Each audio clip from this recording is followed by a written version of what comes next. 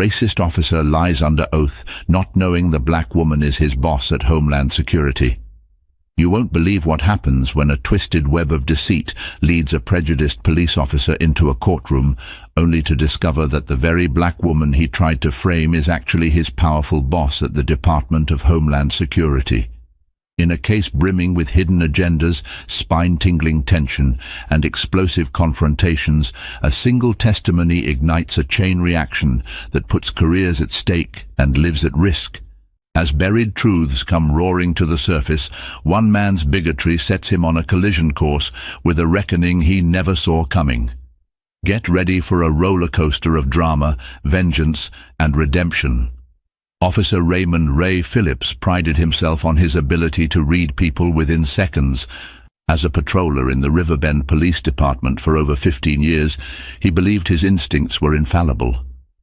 Riverbend was a medium-sized city, big enough to face major crime, but small enough that personal biases could become woven into everyday policing. Ray had grown cynical over time, and his biases, especially toward black communities, were well known around the precinct, though seldom addressed openly. On a sweltering Monday afternoon, Ray found himself assigned to patrol the Cedar Heights district. The neighborhood had a mix of old Victorian houses, run-down apartment complexes, and newly built condominiums.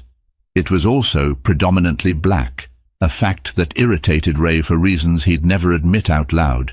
He rolled his squad car down Elm Street with the windows cracked, letting in a warm breeze that did nothing to stifle his annoyance. That was when he spotted her, an elegant, confident black woman stepping out of a black SUV with tinted windows. Her posture was perfect, and she wore a crisp navy blue suit. Her hair was neatly braided, and she walked with a purpose that demanded respect. Something about her aura set Ray on edge. She looked important, certainly more important than the typical civilian he saw in this neighborhood. Instead of minding his own business, Ray's prejudices kicked in. What's she doing around here? Probably lost. Or up to something. His mind buzzed with assumptions. He flicked on his patrol lights and pulled over near the curb. He watched her from a distance for a moment, then exited his cruiser and approached her, every step laced with suspicion. "Excuse me, ma'am," Ray said sharply, hand hovering above his belt, as though he expected trouble. "I need to see some ID." The woman turned, her expression composed yet puzzled by the abrupt demand. Up close, Ray could see she had a subtle, understated authority about her. She didn't look like a typical civil servant, more like an executive or high-ranking official, but for Ray, that only served to rile him further. Who does she think she is, strutting around here like she owns the place? "Is there a reason you need my ID, officer?" she replied calmly, though her tone carried an undercurrent of quiet displeasure. Ray pressed on. "Yes, there is. We've had reports of suspicious activity in the area. You fit a description." His words were laced with deception, but he delivered them confidently. In truth, he had no such report. He simply wanted to assert dominance, to teach this woman that in his jurisdiction he called the shots. She arched an eyebrow. "A description? And what might that be?" He hesitated. He hadn't planned on being challenged. Dark suit, black SUV, approaching private property without apparent reason. His own reasons sounded flimsy, even to him, but he refused to back down. "Let me see your ID, now." She studied him for a second that felt like an eternity. Then, with a slight shrug, she reached into her inside pocket. She pulled out her wallet and presented her driver's license. Ray scanned it, not even taking in the details, because he was too focused on his preconceived notions. Her name was Naomi Davenport. The license confirmed her local address, but nothing else. Certainly, it didn't reveal her position or rank. Ray scoffed, handing it back. "You'd best be careful around here," Ray said, his tone threatening. "If you're planning to meet someone, do it quick. We don't want any trouble." Naomi's eyes narrowed slightly. She said nothing, just nodded, turned on her heel, and walked toward an apartment complex. Ray stared after her, adrenaline churning in his gut for reasons he couldn't name. As he returned to his cruiser, he tapped the steering wheel in annoyance. Something about that woman doesn't feel right. He noted her license plate number for further investigation. Little did Ray know that this seemingly casual encounter was about to unspool into a life-changing confrontation. He had set events in motion that would soon bring to light all the prejudices, lies, and moral corruption lurking beneath his badge. And the quiet power in Naomi's eyes? He would soon learn just how much authority she truly wielded. That evening, Officer Ray Phillips walked into the Riverbend Police Department's break room, still bristling from his strange encounter. The day's humidity clung to him, and sweat stains darkened the armpits of his uniform. A few of his fellow officers milled about, microwaving leftover dinners or making coffee for the start of a long night shift. Sergeant Melissa Carmichael, an upright and by-the-book officer, noted Ray's scowl from across the room. She'd worked with him for years and knew when he was wound up. "Bad day, Ray?" He shrugged, taking a styrofoam cup of coffee from the communal pot. "Just the usual nonsense in Cedar Heights," he replied curtly. Melissa sipped her coffee and eyed him over the rim of her cup. "Something tells me you're not talking about traffic stops. You look like you've seen a ghost." Ray grunted. He wasn't about to admit he was rattled by a single encounter. "Just a woman who rubbed me the wrong way," he finally said. "She was too polished for that neighborhood, like she didn't belong. I can't stand these outsiders coming in and stirring up trouble." Melissa's expression tightened. She knew Ray's code words. Outsiders, didn't belong, thinly veiled references to race or status. And while prejudice was often whispered rather than shouted in their department, she was one of the few who wouldn't ignore it. "Be careful," she said quietly. "Don't go making problems for yourself." "We've got bigger fish to fry," he scoffed, gulping his coffee. "I'm not the one making problems. The department is too soft these days." Melissa glanced around. Two younger officers were playing on their phones. Another was rummaging in the fridge. No one seemed to be listening, but she lowered her voice anyway. "You really want that kind of heat on you? Remember, the new chief is coming down on biased policing. His directives have come straight from the top, apparently from the Department of Homeland Security's Civil Rights Division. We don't need the feds breathing down our necks." The mention of the Department of Homeland Security momentarily made Ray's eyes flicker. He'd heard rumors that someone from the DHS was auditing local law enforcement on civil rights compliance. Could that woman have something to do with it? No way, he told himself, shaking off the idea. He couldn't see how a single random woman in Cedar Heights could be linked to such high-level oversight. "All I'm saying," continued Melissa, "is watch your step." He snorted, tossing the empty cup in the trash and walking out without another word. Meanwhile, in a locked office 3 doors down, Deputy Chief Alexander Morse mulled over a set of emails flagged with high importance. One was from the Department of Homeland Security's Office for Civil Rights and Civil Liberties, a notice about an upcoming workshop and a site visit. Another email included the name Naomi Davenport, singled out as a key DHS official overseeing an initiative to address systemic biases in police departments. The email declared that Mrs. Davenport would be in Riverbend for several weeks, conducting interviews and audits. Morse rubbed his temples. He'd had enough trouble controlling the narrative whenever allegations of misconduct arose. Their small city was under a microscope ever since a high-profile lawsuit last year. The last thing he needed was a federal official who might have the power to dig into every corner of the department. He picked up the phone, dialing Sergeant Carmichael.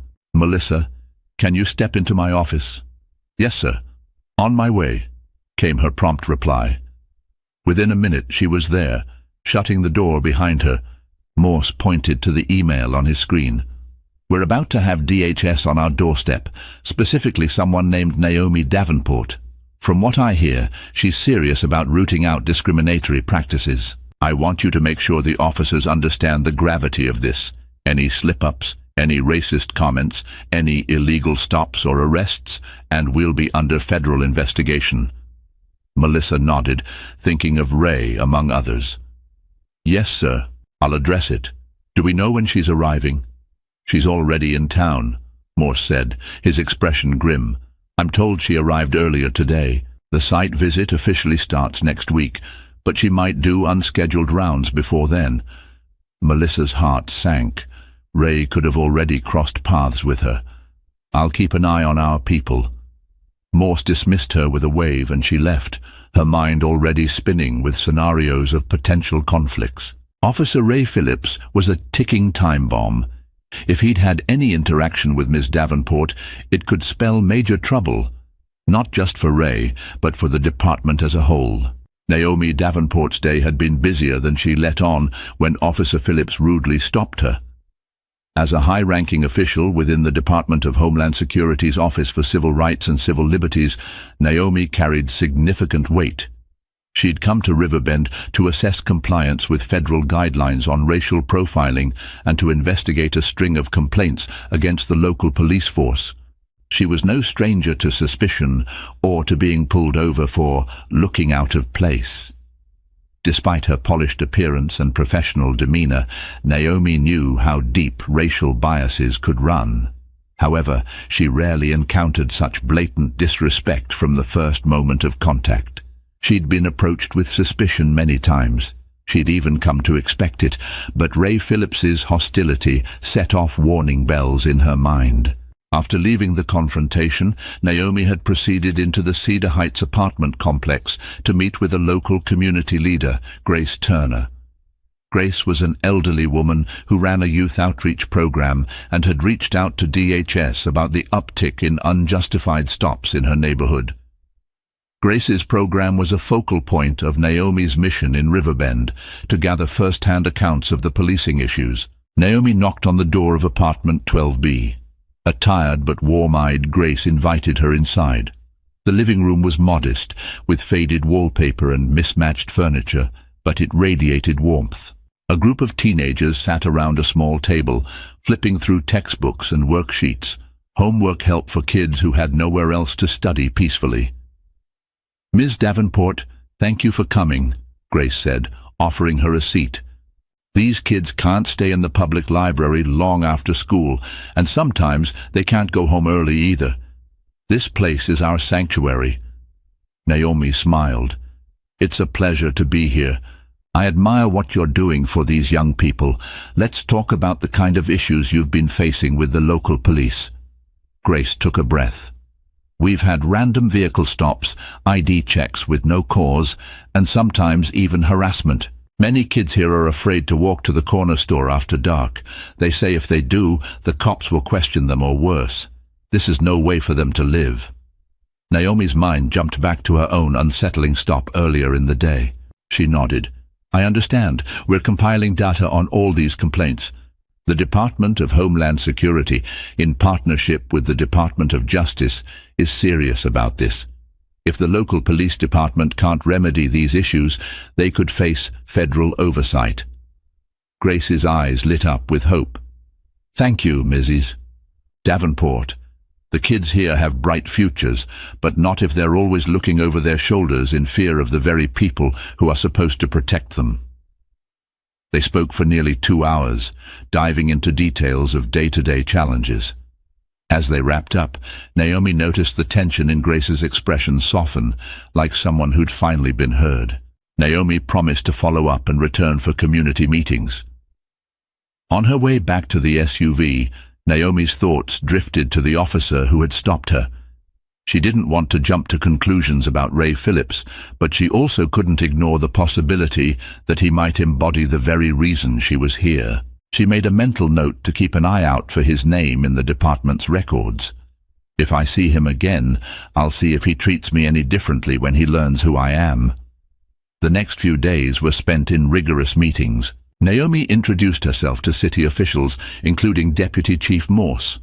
He tried to be cordial, but was clearly nervous. She took copious notes, asked pointed questions, and left no stone unturned.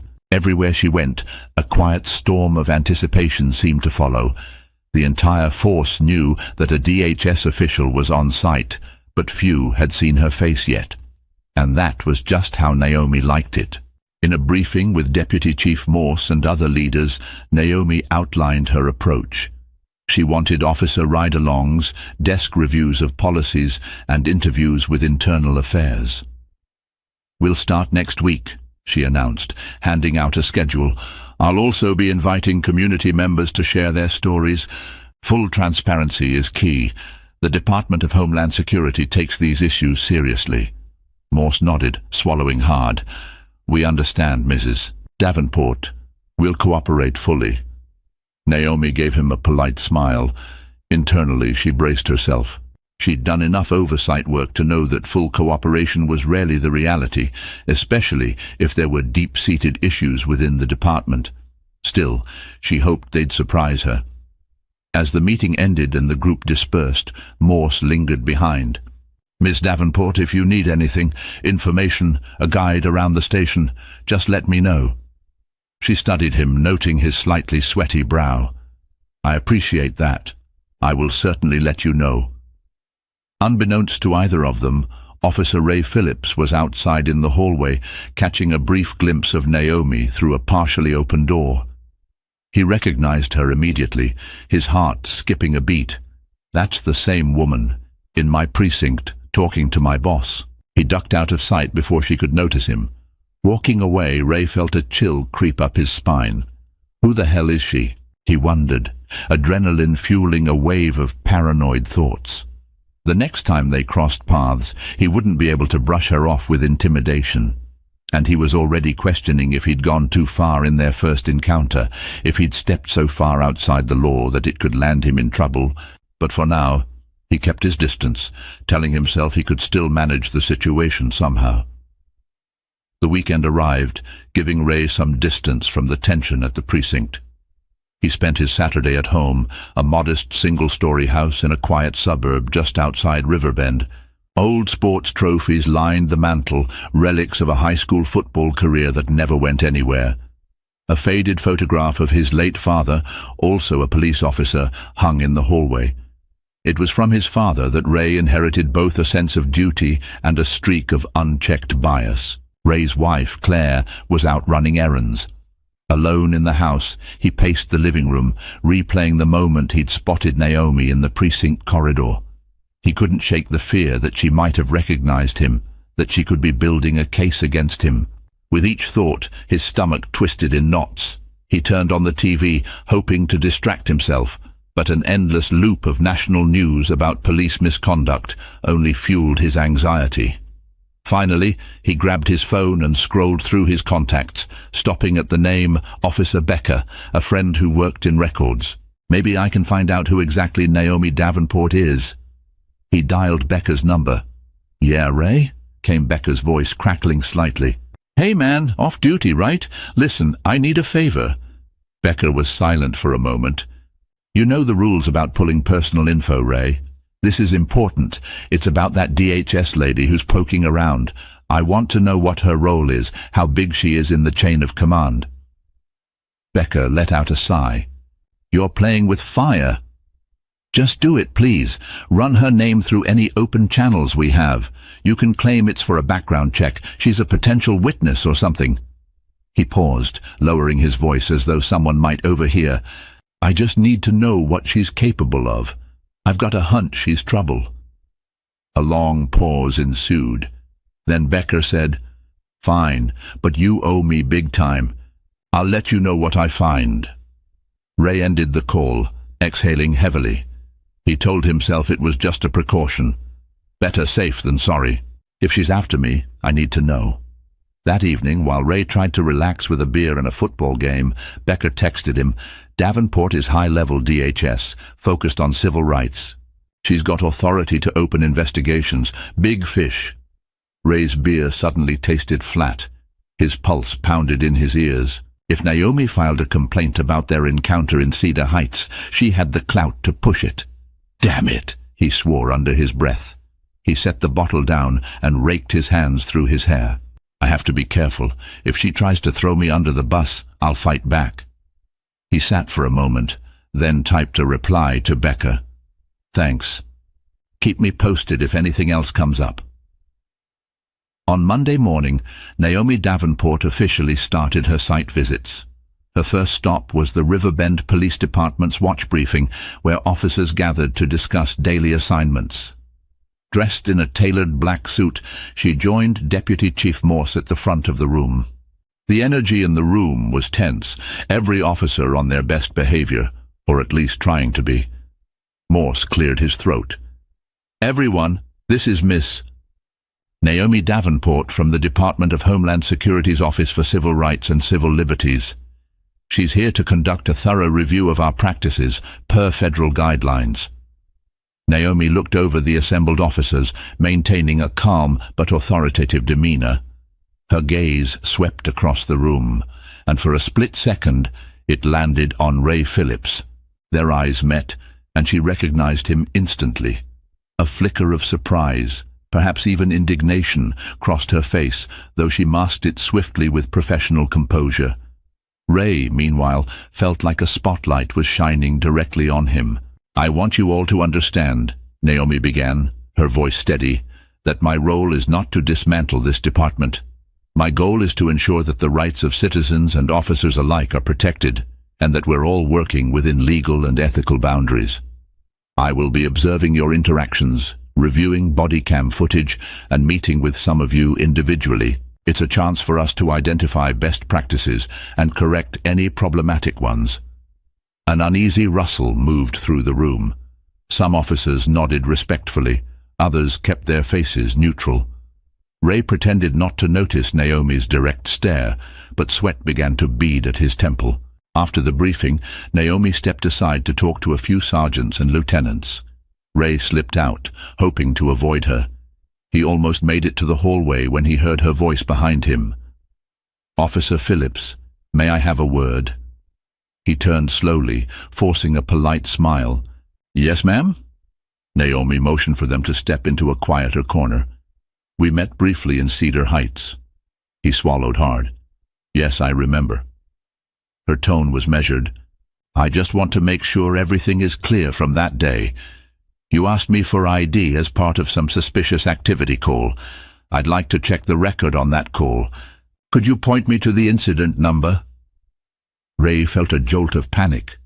There had been no official call logged, just his own invention. He didn't want to outright confess that he lied. He also knew that refusing to answer might raise more suspicion. "I'll have to look it up," he said, trying to sound casual. "I don't have it memorized." She nodded, unfazed. "Please do. I'll be reviewing dispatch logs later this week. I'm sure I'll see it there." He opened his mouth to respond, but no words came out. A small, polite smile curved on Naomi's lips. "Have a good day, Officer Phillips." She turned and walked away. Ray stood there, fists clenched, feeling cornered. This is bad, he realized, thoughts racing. If I can't provide an incident number, she'll know I made it up. She could accuse me of an unlawful stop. He bit his lip so hard he tasted blood. Over the next few days, Ray frantically tried to cover his tracks. He considered filing a fake incident report, but that would create a paper trail he might not be able to maintain. He thought about bribing or threatening a dispatcher to invent a call record, but even he wasn't that far gone. He knew how easily that could blow up. As the tension mounted, Ray's nerves frayed. Meanwhile, Naomi busied herself with ride-alongs, listening intently to how officers communicated with dispatch, how they interacted with citizens, and how they carried themselves under stress. She also requested random body cam footage from the past few months. Slowly, a pattern emerged. A handful of officers, including Ray Phillips, consistently logged more frequent stops of black residents than any other demographic. There were also small but telling details in the conversation captured on body cams that hinted at racial bias. Though Naomi held no illusions about the complexity of these issues, she was gathering enough evidence to at least suggest a formal inquiry. At best, the department would need retraining and a policy overhaul. At worst, certain officers could face disciplinary actions or even charges. Tension reached a breaking point a week later when the City Council convened a hearing to address ongoing civil rights concerns. Naomi was slated to testify about her findings so far. Several community leaders, including Grace Turner, were also invited to speak. The police department, feeling the heat, sent Deputy Chief Morse and a few selected officers. Ray Phillips, to his dismay, was among them. The hearing took place in a cavernous municipal chamber with rows of seating and a raised platform for the council members. Bright lights glared onto the speaker's table, where a microphone sat ominously, waiting for each speaker to pour out the truth, or whatever version of it they wanted to present. Grace Turner spoke first, detailing the problems in Cedar Heights. She recounted stories of teens being harassed and residents being pulled over for minor or non-existent infractions. "We need real change," she concluded, voice trembling with emotion. Applause from the audience rippled through the room. Next, Naomi Davenport took the mic. She outlined the preliminary data she'd gathered, citing Department of Homeland Security guidelines on racial profiling. She mentioned potential constitutional violations and recommended immediate corrective measures. Her voice was steady, calm, but it carried the weight of federal authority. The council members nodded solemnly, some even scribbling notes. When it was Deputy Chief Morse's turn, he gave a carefully worded statement. "We hear the concerns, and we're working with Mrs. Davenport to address them. Our department is committed to fairness and professionalism." He spoke in measured tones, obviously trying to appease both the council and the public. Naomi studied him, not entirely convinced but willing to see if he'd follow through. Then came the bombshell. One of the council members asked if any officer involved in the questionable stops was present and willing to give their side. The question hung in the air like a loaded gun. Ray tensed in his seat. Morse shot him a warning glance, but the council member specifically invited Officer Ray Phillips to speak. With the eyes of the room on him, Ray had no choice but to step up to the microphone. Sweat beaded on his forehead under the hot lights. He cleared his throat. "I'm Officer Phillips. I've been with the Riverbend Police Department for 15 years. He paused, scanning the faces in the audience, then letting his gaze linger on Naomi. "I'm proud of my record. I've served this community honorably." He avoided looking at Grace Turner, who sat watching intently in the second row. "As for allegations of racial profiling, I can only speak for myself. I respond to calls based on dispatch reports and citizen complaints. Any stops I make are rooted in probable cause. I do not and have never targeted anyone based on race." Naomi's gaze hardened. She glanced at her notes, seeing data that directly contradicted his statement. Still, she kept her composure, waiting. A council member, an older man in a grey suit, leaned forward. "Officer Phillips, you mentioned your actions are based on dispatch calls. Can you explain the stop you made of Ms. Davenport a week ago? What was the dispatch call about?" Ray's stomach churned, but he forced a calm expression. "This is it. We received a report of a suspicious individual matching Ms. Davenport's description," he lied. "I followed procedure to verify her identification, that's all." Naomi frowned, but let him continue. She knew this was perjury if placed under oath, but here he was, freely lying in front of city officials. The council member eyed him with mild skepticism. "Do you recall the call number or specifics of who reported the suspicious individual?" Ray shifted uncomfortably. The details were minimal. It was an anonymous tip. Dispatch logs could confirm the exact time. From her seat, Naomi could barely contain her indignation. She made a quick note on her pad. "He's lying." She reminded herself that soon enough the official records would surface. Let him bury himself. The council thanked Ray for his testimony and dismissed him. As he returned to his seat, his heart pounded. He knew Naomi was seething at his false account, but for the moment he felt a twisted sense of relief. At least it's on the record now. If she tries to push her story, it's my word against hers. Yet a gnawing sense of dread told him that once the logs were reviewed, this ruse would crumble. A few days after the hearing, Naomi obtained the official dispatch logs for the date and time Ray claimed he'd responded to a suspicious person call. As expected, there was no such call, anonymous or otherwise. She also got hold of Ray's body cam footage from that day. Conveniently, Ray's camera had been turned off during his interaction with her, another violation of department policy. Everything pointed to a deliberate attempt to hide the truth. Naomi decided it was time to confront this head-on. She arranged a formal meeting with Deputy Chief Morse, Sergeant Carmichael, and the head of Internal Affairs, Lieutenant Jordan Riley. Once they were seated around a long dark wood table in the department's conference room, Naomi laid out her evidence. First, she said, distributing copies of the dispatch logs, there was no call matching Officer Phillips's claim. Second, his body cam footage for that time period is suspiciously missing. Third, I have at least one witness who can testify that Officer Phillips had no legitimate reason for the stop in Cedar Heights. Morse's face paled. I understand. We will handle this internally. Naomi gave him a tight smile. That's not sufficient at this point, Deputy Chief. We're past internal discipline. There's the possibility that Officer Phillips committed perjury in a municipal hearing. We're also looking at a pattern of racially biased policing. The Department of Homeland Security has already signaled we might need to escalate this. Sergeant Carmichael, who'd long harbored concerns about Ray's behavior, sighed. I always told him to be careful. Now it's gone way beyond that. Lieutenant Riley placed her hands on the table. Our Internal Affairs Department will pursue the matter. We'll investigate fully. Officer Phillips can either come clean or face the consequences. Morse ran a hand over his balding head. I'll notify him immediately. He'll be placed on administrative leave pending the investigation. Naomi nodded. Though she was pleased with this development, she knew Ray wasn't the only problem. Her data suggested systemic issues. Still, one major step toward accountability might catalyze further reform. Within an hour of that meeting, Ray received the call from Morse. Phillips, turn in your badge and gun. You're on administrative leave. The tone was icy. We have evidence you lied under oath. Expect a summons soon. Ray felt like the floor had dropped out from under him. You can't do this to me, he yelled. I gave 15 years to this department. You're going to trust the word of some outsider? Morse's reply was stern.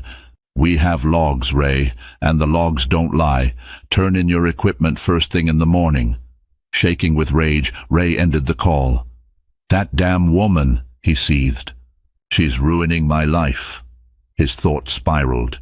He could try to fight the leave, but all the evidence was stacked against him. There was no record of his alleged call. He had nothing to prove his story. I should have made that phony dispatch call, or maybe forced the dispatcher to log it, he thought bitterly. But it was too late. News traveled fast.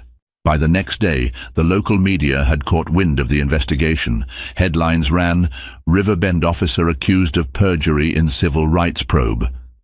The story painted a picture of a long-time officer who'd allegedly fabricated a call to justify stopping a black DHS official. Social media was ablaze, with many calling for Ray's immediate termination. Others defended him blindly, claiming it was a political witch hunt. Ray sat at home, phone buzzing incessantly with calls from reporters. He ignored them all. Claire, his wife, was in tears. This is humiliating, she said, pacing their living room. What are we going to do if you lose your job? He stared at her with a cold, distant gaze. I'm not losing my job. I'll fight this. I'll expose them for making me a scapegoat. Davenport must have an agenda. He clenched his jaw, each word dripping with resentment. Claire saw the fury in his eyes and realized how far gone he was. Ray, what if you were wrong? Maybe you shouldn't have what? Done my job? He snapped. I'm not going to roll over. He grabbed his keys and stormed out. He drove aimlessly for hours, eventually ending up outside the Riverbend Police Department. The building glowed under floodlights, a symbol of everything he once believed in. Now it felt like a fortress that had exiled him. He considered barging in to confront Morse or Carmichael, but realized that would be pointless. They had turned their backs on him. It's all her fault, he kept repeating in his head. That woman is behind all of this. Meanwhile, Naomi Davenport was hosting a public meeting at a local community center. She explained the importance of accountability and invited citizens to share their experiences. The turnout was large, with many thanking her for pushing the department to address racial profiling. Yet Naomi felt no personal triumph. She'd seen this story play out in other cities, a single officer scapegoated while systemic issues lingered. She was determined not to let that happen here. Deputy Chief Morse convened a meeting with some of his command staff. The tension was palpable. He rubbed his temples, clearly under immense stress. "We need a plan," he said, glancing around at the stern faces of his sergeants and lieutenants. "We can't let the entire department be vilified because of one officer's actions." Sergeant Carmichael leaned forward. "But it's not just one officer, sir. Ray was the most blatant, but we have data showing a pattern. Mrs. Davenport isn't going to stop with him." Morse sighed.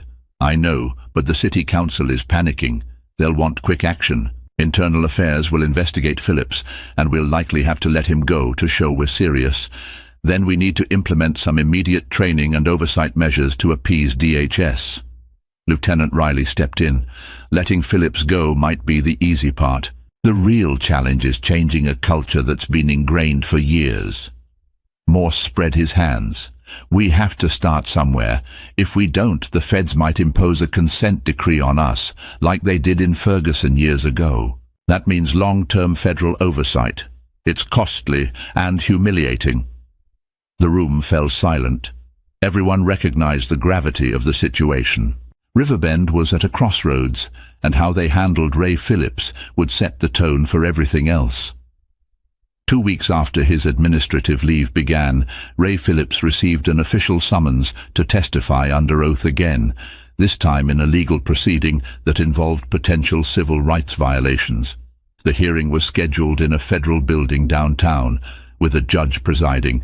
Naomi Davenport was expected to testify as a key witness, along with other department officials. The day of the hearing dawned cold and drizzly, matching Ray's mood. He arrived at the imposing granite building in a wrinkled suit.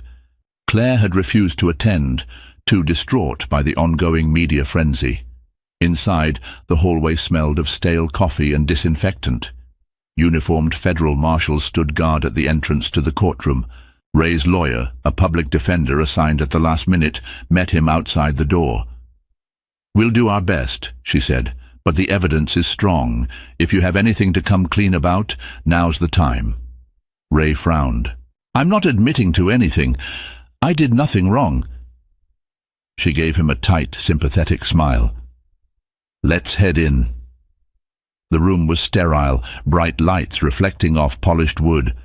A handful of spectators sat in the back. At one table, Naomi Davenport sat with a DHS legal representative. She was poised, reviewing documents calmly. Ray avoided looking at her. The judge, a stern-faced woman with wire-rimmed glasses, opened the proceedings. "We are here to determine if Officer Ray Phillips engaged in unlawful policing practices and then provided false testimony under oath." She glanced at Ray, then at the attorneys. "We'll hear from the Department of Homeland Security and then Officer Phillips and his counsel." Naomi testified first. She presented dispatch logs, citing the absence of any call that matched Ray's claim. She noted his track record of disproportionate stops involving black residents. Finally, she recounted their encounter in Cedar Heights, stating, "At no time did Officer Phillips have a legitimate reason to stop me. He provided no explanation besides a fabricated anonymous tip."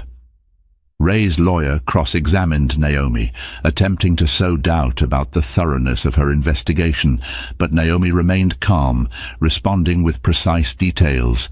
"We have the entire day's dispatch log. There was no relevant call. This was a blatant misuse of authority." Next came the department's own internal affairs findings. Lieutenant Riley offered a somber account of the missing body cam footage, pointing out policy violations. The device was manually turned off at approximately the same time frame of the interaction. Officer Phillips gave no acceptable reason for this. Finally, Ray was called to the stand. The judge reminded him he was under oath. His lawyer gently asked him to describe the events. Once again, Ray repeated his story. The anonymous tip, the suspicious figure. He tried to sound confident, but his voice wavered. When pressed on the missing body cam footage, he dodged. The camera must have malfunctioned. The judge's gaze was skeptical. Officer Phillips, if this alleged anonymous tip existed, how do you explain that there is no record of it in the dispatch logs? Ray's throat went dry. Maybe it was called in directly to my cell phone or something. I don't remember. His lawyer winced. The judge's eyes narrowed. That's highly unusual. Your personal cell phone would not be the standard channel for official dispatch. Are you saying you took an anonymous call on your personal phone and then decided to stop Ms. Davenport without logging it? Ray forced a swallow. Yes, that's possible. The judge glanced at the DHS attorney, who looked incredulous. Very well, the judge said. We'll move forward with the review of Officer Phillips's phone records if necessary. Ray's facade cracked slightly as he realized the deeper hole he was digging. If phone records were subpoenaed, his lie would be laid bare, and lying under oath was perjury, potentially a criminal offense. The hearing ended with the judge stating that she would consider all evidence and issue a ruling in the coming weeks. Naomi walked out of the courtroom, feeling a mix of frustration and pity. She'd seen plenty of officers lie to save their skin, but Ray's desperation was tangible. Still, the harm he'd done couldn't be ignored. The system needs to correct itself, she reminded herself, even if that correction is painful. Within 2 weeks, the judge issued a scathing rebuke of Ray Phillips's testimony.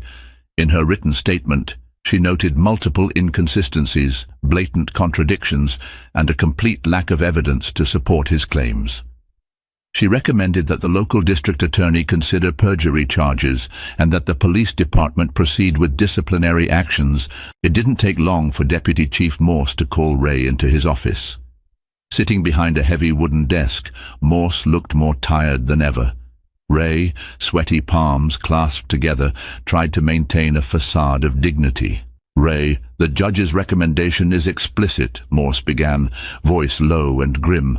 With all that's happened, we have no choice. We're terminating your employment, effective immediately.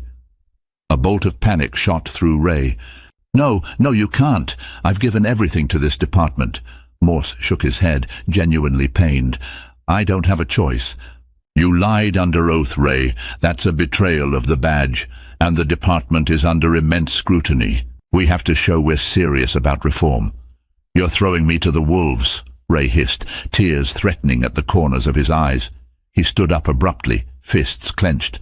This is Davenport's doing. She's out to get me. Morse stood as well, a steely resolve in his gaze. No, Ray. You did this to yourself. Now get out. As Ray stormed out, he nearly collided with Naomi Davenport in the hallway. For a moment they locked eyes.